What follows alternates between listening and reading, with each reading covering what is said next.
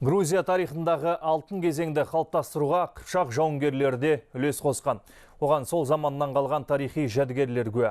Солардың бір қатарын бабалар ізімен ғылыми экспедициясының мүшелері аралап көрді.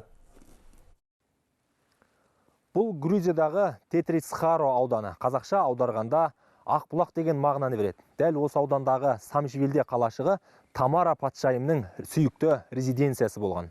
Сол патшайым қайтыс болғанда, оның жерленген жерін жасыру үшін Тбилисиден бір сәтте 8 табыт шығарылыпты. Соның бірі дәл осы Самшвилдеде қойылған.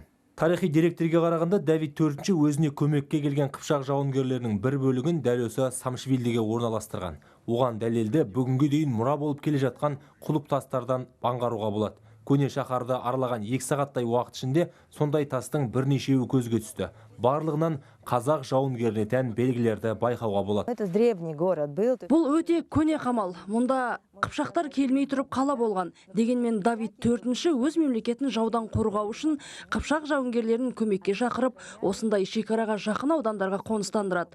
Оларға барынша жағдай жасау үшін қарапайым тұрғындардан қыпшақ салығы жиналған.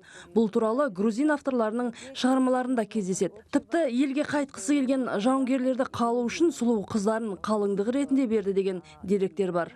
Самшвилдеден кейін экспедиция мүшелері Вардия монастырын бетке алды. Биік таудың тасын қашап салған үңгір тектес қамалдың құрылысы 12 ғасырда 3-ші Георгийдің тұсында басталып, қызы Тамараның дәулет құрған шағында аяқталды. Оның ұзындығы 500 метр, ал ені 50 метр. Оның ішіне 15 мыңға дейін адам сыйып кетеді. Бұл қамалға сол кезінде мынау 3-ші Георгийдің патшаның, сосын Тамара патшаның уақытында мынау армияда солардың басқарушы болған Кубасар келуі мүмкін. Одан кейін Тамараның мынау күллі қаржы бөлімін басқарған Кутлук Арслан келуі мүмкін.